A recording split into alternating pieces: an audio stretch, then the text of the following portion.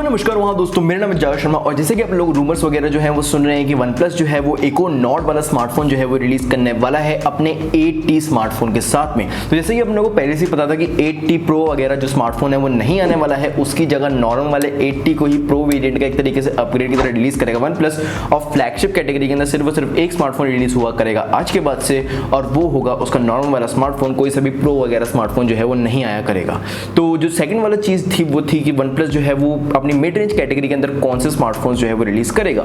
तो उसने भी रिसेंटली ही जो है वो नॉड का जो है वो रिलीज कर दिया था और उसका भी मैंने रिव्यू वगैरह करा है। और वो नॉड के अंदर ही जो है वो एक और चीज़ को जो है वो रिलीज कर रहे हैं, एक और स्मार्टफोन को जो है वो रिलीज कर रहे हैं। इसको कुछ लोग जो है वो नॉड का छोटा भाई कह रहे हैं, इसको कुछ लोग जो है वो नॉड का बड़ा भाई कह रहे हैं। बट ओवरऑल वो OnePlus 8T के साथ में ही जो है वो आने वाला है। काफ़ी ज़्यादा और स्मार्टफोन्स भी जो है वो लीक जो है वो होते रहे हैं OnePlus की तरफ से, और वो है OnePlus का क्लोवर जो कि लगभग 12 से 14 हज़ार के बीच का स्मार्टफोन था। लेकिन उसके बारे में अभी तक कोई सा भी ठोस जो है वो लीक्स नहीं मिले हैं। हो सकता है कि वो अगले साल तक आए, हो सकता है कि वो आए ही नाम पर, कुछ भी हो सकता है। हालांकि नॉड जो है, जो दूसरा वाला नॉड है, उसके लीक्स जो है वो आना स्टार्ट हो चुके हैं और आज हम बात करने वाले हैं इसी के ही बारे में। तो OnePlus नॉड जो है, जो अपन ने यूज़ करा है, जिसका मैंने रिव्यू करा है, जिसको आप लोग काफ़ी ज़्यादा पसंद करते हो, वो वाला स्मार्टफोन जो है वो USA के अंदर जो है वो रिलीज़ नहीं हुआ था। सिर्फ और सिर्फ यूरोपियन, चाइनीज़ और इंडियन मार्केट के अंदर रिलीज़ हुआ था। तो US के लिए हो सकता है कि OnePlus नॉड 2 जो है वो आ रहा है, वो आए और इंडियन मार्केट्स या फिर चाइनीज़ मार्केट्स के अंदर नहीं आए। लेकिन ऐसा हो सकता है कि आ भी जाए। तो अभी तक जो है वो कुछ भी कंफर्म में नहीं कह सकता। बट इस वाले स्मार्टफोन का नाम जो है वो है OnePlus Nord N10 5G। तो नाम के हिसाब से वाला स्मार्टफोन जो है वो काफ़ी ज़्यादा कूल डूड वाली पर्सनैलिटी जो है वो दे रहा है। हालांकि इसके स्पेसिफिकेशंस जो है वो इतने ज़्यादा कुछ खास नहीं है। यहाँ पे ये लोग बोल रहे हैं कि ये वाला स्मार्टफोन जो है वो ओवरऑल नॉर्ड से थोड़ा सा जो है वो चीप रहेगा। तो हो सकता है कि स्पेसिफिकेशंस के अंदर ये जो है वो थोड़ी सी लात खा जाए। तो मतलब OnePlus Nord जो है वो लगभग 29,000 से 27,000 के बीच में जो है वो रहता है। और 6GB वाला जो वेरिएंट है वो जो है इससे भी ज़्यादा कम के अंदर रहता है, जो कि है लगभग 23 से 24 हज़ार के बीच में। तो इवेंचुअली OnePlus Nord जो है वो काफ़ी ज़्यादा सस्ता फ़ोन है। लेकिन ये वाला स्मार्टफोन जो है वो कह रहे हैं कि इससे भी ज़्यादा सस्ता होगा, क्योंकि इनिशियली इसका नाम जो है वो OnePlus Nord Lite था। तो हो सकता है कि इसके स्पेसिफिकेशन जो है वो इतने ज़्यादा स्ट्रॉन्ग ना हो, लेकिन ओवरऑल इसका प्राइस फैक्टर जो है वो नॉर्ड से जो है वो कम ही होगा। और अपने इंडियंस को जो है वो सिर्फ और सिर्फ प्राइस से मतलब होता है।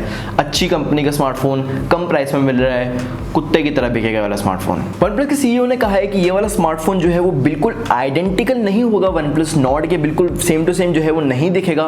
थोड़ा सा जो है उसके अंदर डिफरेंस रहेगा, लेकिन उसकी जो स्पेसिफिकेशन है और मेन कैरेक्टरिस्टिक्स जो है ये Nord से ही उठाएगा और Nord की ब्रांडिंग के अंदर ही आएगा। अब Nord की ब्रांडिंग के अंदर आने का मुझे मतलब जो है वो समझ में नहीं आया। मतलब इवेंचुअली ये लोग डब्बा वगैरह चेंज कर देते हैं, लेकिन अगर मैं OnePlus 8 को और OnePlus Nord को दोनों को आमने सामने रख दूं तो आप जो है वो डिफरेंस ज़्यादा कुछ बता नहीं पाओगे। बस कैमरा वगैरह की पोजीशन चेंज है। OnePlus Nord के बड़ा बड़ा Nord वगैरह नहीं लिखा रहता, सिर्फ OnePlus का लोगो बना रहता है और नीचे OnePlus लिखा रहता है। तो OnePlus Nord की ब्रांडिंग के अंडर आएगा तो मतलब कि OnePlus Nord वगैरह का डब्बा वगैरह आ जाएगा। और OnePlus Nord मतलब कि सस्ता है स्मार्टफोन, तो अच्छा है, ये वो दुनिया भर की चीज़ें। तो इवेंचुअली ये वाला स्मार्टफोन जो है वो काफ़ी जल्दी आने वाला है OnePlus 8T के साथ में ही। बात करूँ इसके स्पेसिफिकेशन के बारे में तो फिर इसके अंदर जो है वो स्नैपड्रैगन की 690 चिप आ रही है एज कम्पेयर टू जो कि अपने को Nord के अंदर देखने को मिली थी, जो कि 765G चिपसेट।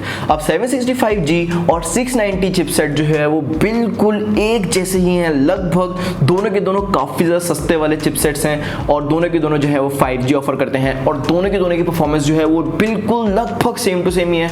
690G की हल्की फुल्की परफॉर्मेंस ज़्यादा है, हल्के फुल्के जो Antutu बेंचमार्क स्कोर हैं 690G के जो है वो ज़्यादा आते हैं। और साथ ही साथ परफॉर्मेंस जो है वो 690G की थोड़ी सी ज़्यादा जो है वो अच्छी है एज कम्पेयर टू 765G। और क्योंकि ये वाला चिपसेट जो है वो लगभग 7 महीने बाद में रिलीज हुआ है 765G के, तो चिपसेट के ज़माने में, चिपसेट के वर्ल्ड के अंदर इस वाले चिपसेट को जो है वो लेटेस्ट एंड ग्रेटेस्ट माना जाता है अपने चीप फोन्स के लिए।